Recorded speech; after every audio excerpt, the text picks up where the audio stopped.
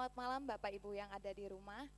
Hari ini seperti biasa kita akan berkumpul bersama, bersatu hati untuk bersama-sama mendengarkan sebagian dari firman Tuhan di tengah-tengah kesibukan kita di minggu ini.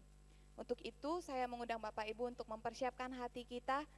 Kita mau sama-sama katakan segala yang terjadi dalam hidup kita ini semuanya ada dalam kendali Tuhan.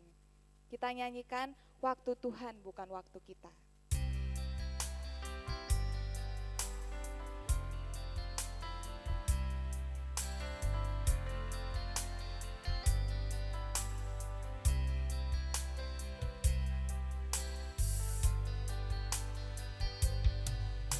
Waktu Tuhan bukan waktu kita. Jangan sesali keadaannya. Untuk semua pada waktu Tuhan, tetap setia mengandalkannya. Segala yang terjadi di hidupku, janji Tuhan menghidupiku selalu.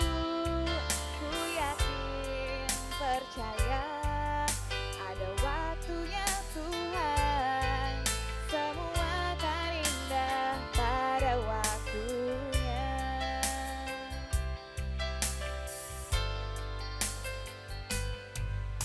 Waktu Tuhan bukan waktu kita. Jangan sesali keadaannya.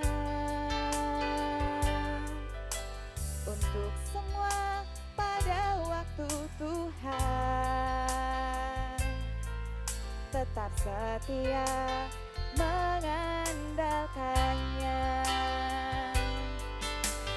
Segala yang terjadi di hidupku, janji Tuhan menghidupiku selalu. Ku yakin, percaya ada waktunya Tuhan, semua akan indah pada waktunya. Mari kita bersatu dalam doa.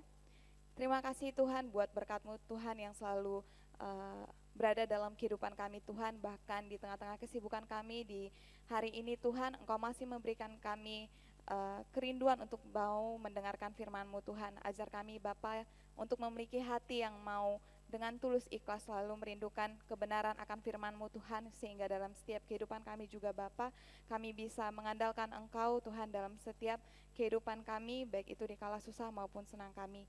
Segala sesuatunya Tuhan kami mau serahkan ke dalam tangan-Mu, dan pada saat ini juga Tuhan kami mau mendengarkan firman-Mu. Engkau berkati hamba-Mu yang akan menyampaikan firman, Engkau juga memberkati setiap kami Tuhan, sehingga kami juga bisa Engkau memberikan kami pengertian dan hikmat-Mu Tuhan untuk kami bisa belajar dari kebenaran-Mu. Ini Tuhan doa kami, melalui anak-Mu kami berdoa dan mengucap syukur, amin. Bapak Ibu, kita akan menaikkan pujian kita sambil mempersiapkan hati kita. Kita katakan bahwa Allah lah yang paling mengerti, Allah lah yang paling peduli segala persoalan yang ada dalam kehidupan kita.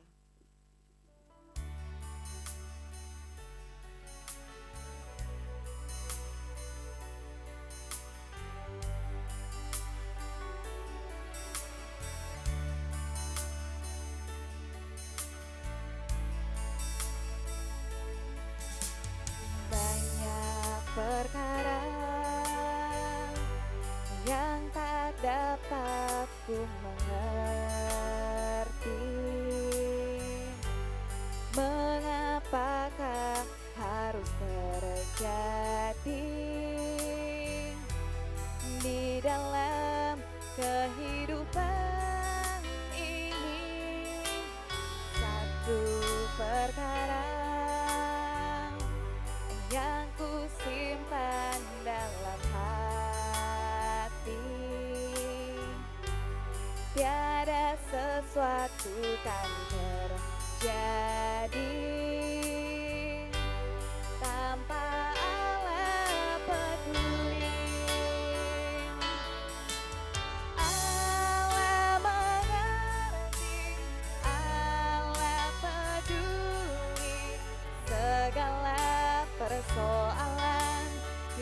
kita hadapi tak akan pernah dibiarkannya ku bergumul sendiri saat Allah peduli.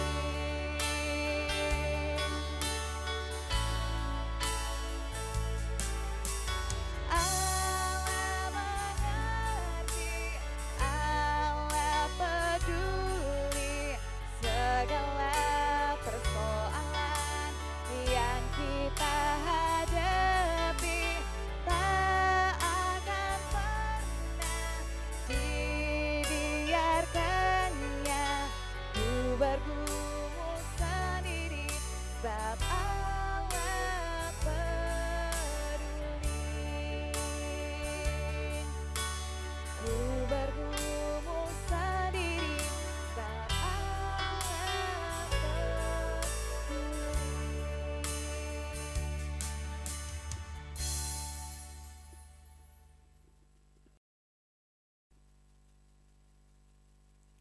Shalom Bapak Ibu Saudara, malam hari ini kita akan sama-sama merenungkan dari kitab 1 Raja-Raja pasalnya yang ke-19, ayat yang pertama hingga ayatnya yang ke-8.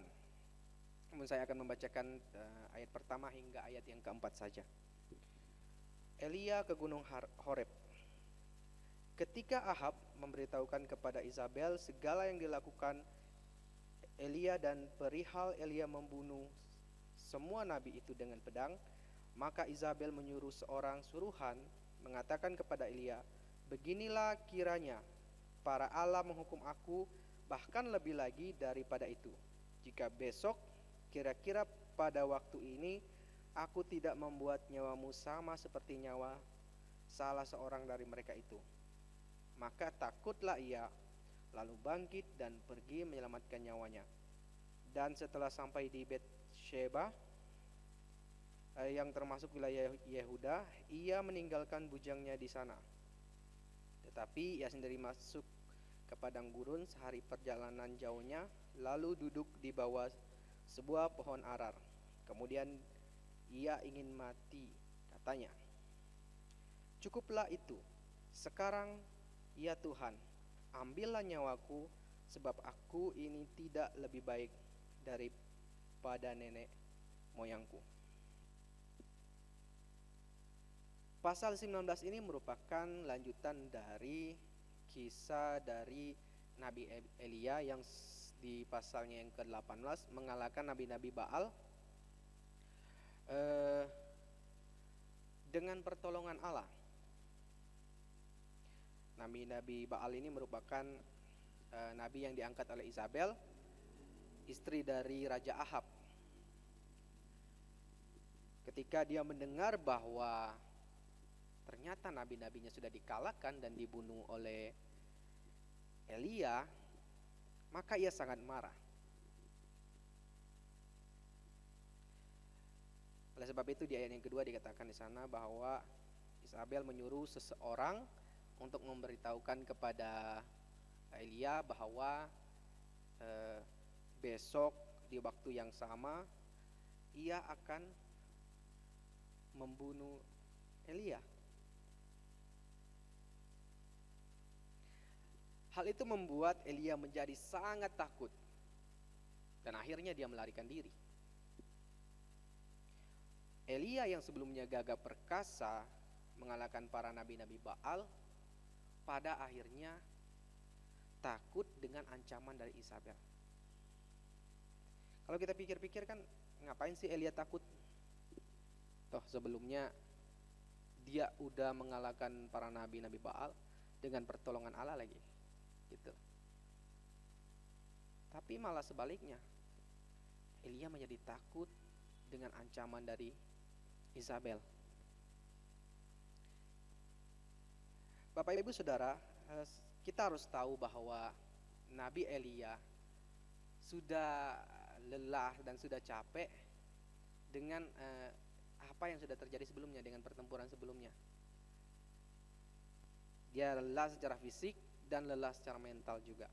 Nah, kita juga sering mengalami hal yang sama ketika kita sudah capek banget, itu pasti kita akan susah untuk berpikir dengan baik, susah berpikir dengan jernih.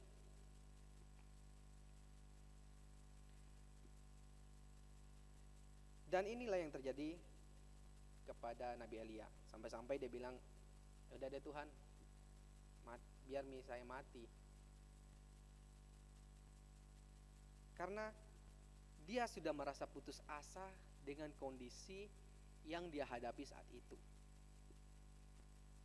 Pertanyaannya, apakah Allah marah karena keluh kesah dari Elia? Apakah Allah marah mendengar apa yang dikatakan oleh Elia saat itu? Yang mengatakan, ya udah aku mati aja Tuhan gitu. Jawabannya tidak, tentu saja tidak Bapak Ibu. Allah memahami kondisi Elia saat itu. Dia tahu kondisi Elia sudah sangat capek. Allah bukan hanya peduli dengan hal-hal yang berlabel rohani yang dilakukan Elia, tetapi juga dengan kebutuhan dirinya secara manusia, kebutuhan Elia secara lahiriah. Tuhan tahu bahwa Elia butuh makan dan butuh istirahat. Bapak Ibu Saudara, terkadang kita sering melabeli berbagai aktivitas kita sebagai ada yang rohani, ada yang duniawi. Misalnya kalau pelayanan itu rohani, tapi kalau jaga toko atau ngantor itu aktivitas duniawi. Tetapi bagi Tuhan, seluruh kehidupan kita sama di mata Allah. Makanya apapun yang kita lakukan dari kita bangun hingga kita tidur, kita lakukan untuk memuliakan Allah. Yang selanjutnya, bukti dari kepedulian Allah kepada Elia adalah bahwa Allah tidak hanya hadir saat hal-hal besar terjadi saja. Allah tidak hanya hadir saat Elia berperang mengalahkan nabi-nabi Baal, tetapi Allah juga hadir dalam keheningan. Allah datang sendiri untuk memulihkan kondisi Elia saat itu. Bapak Ibu Saudara, kita perlu untuk menenangkan hati, berdiam diri, baca firman Tuhan dan berdoa kepada Tuhan setiap hari. Kita cari waktu, ambil waktu untuk datang ke hadapan Allah. Luangin waktu 1 jam, 30 menit itu udah cukup. Pagi atau malam, siang juga boleh, tergantung di mana Bapak Ibu Saudara ada waktu luang gitu. Terkadang kita berpikir kayak gini Bapak Ibu, bahwa ketika saya dalam keadaan baik, tidak ada masalah, artinya Allah peduli kepada saya. Nah, namun sebaliknya ketika kita lagi banyak masalah, pergumulan, kita justru berpikir, Tuhan kok banyak banget sih masalahku, Tuhan kok nggak peduli sih sama aku. Apapun kondisi kita saat ini, apapun yang kita alami, apapun yang menjadi pergumulan kita saat ini, ingatlah bahwa Allah itu peduli. Dia siap mendengar keluh kesah kita. Kita hanya perlu datang dan berdoa untuk pergumulan yang kita hadapi. Mari belajar dari Yesus. Dia datang kepada Bapa ketika ia akan disalibkan. Dia berdoa sebelum ia disalibkan, ya Bapa, jikalau sekiranya mungkin, biarlah cawan ini lalu daripadaku, tetapi janganlah seperti yang kukehendaki, melainkan seperti yang Engkau kehendaki. Yesus sebagai Allah, sebenarnya dia bisa membuat proses penyaliban itu tidak terjadi. Tetapi ia juga manusia. Dia tahu bahwa yang terpenting adalah bukan kehendaknya, tapi kehendak Bapa. Sebagai manusia kita pasti pasti ingin masalah atau pergumulan kita diangkat dari pundak kita, betul nggak? Kita berharap Tuhan lepaskan deh pergumulanku, udah capek. Iya, Tuhan bisa pasti. Tapi kalau misalnya Tuhan mengizinkan kita menghadapinya, percayalah bahwa Tuhan tahu kita kuat. 1 Korintus 10 ayat 13 mengatakan, pencobaan yang kamu alami ialah pencobaan-pencobaan biasa yang tidak melebihi kekuatan manusia. Sebab Allah setia, dan karena itu Ia tidak akan membiarkanmu dicobai melampaui kekuatanmu. Pada waktu kamu dicobai, Ia akan memberikan kepadamu jalan keluar sehingga kamu dapat menanggungnya. Allah tahu kemampuan dan kesanggupan kita. Allah tahu batas kemampuan saya segini. Jadi Dia akan mengizinkan saya melewati pergumulan ya sesuai dengan kemampuan saya, sesuai dengan kemampuan Bapak Ibu Saudara. Dan yang perlu juga kita ingat bahwa Dia akan berjanji, Dia akan memberikan jalan keluarnya. Karena Allah peduli kepada saya, Allah peduli kepada Bapak Ibu Saudara. Mari kita berdoa. Tuhan, kami bersyukur untuk firman Tuhan yang telah kami dengarkan bersama. Biarlah melalui firman ini kami terus dikuatkan dan ingatkan bahwa Tuhan tidak akan meninggalkan kami. Tuhan selalu peduli dengan kehidupan kami. Apapun kondisi kami saat ini, Tuhan tetap peduli kepada kami. Hamba-Mu berdoa untuk setiap jemaat Tuhan yang mendengarkan ibadah doa malam hari ini. Tuhan kiranya berkati mereka, kuatkan mereka. Jika ada dalam keadaan sakit, Tuhan kiranya sembuhkan.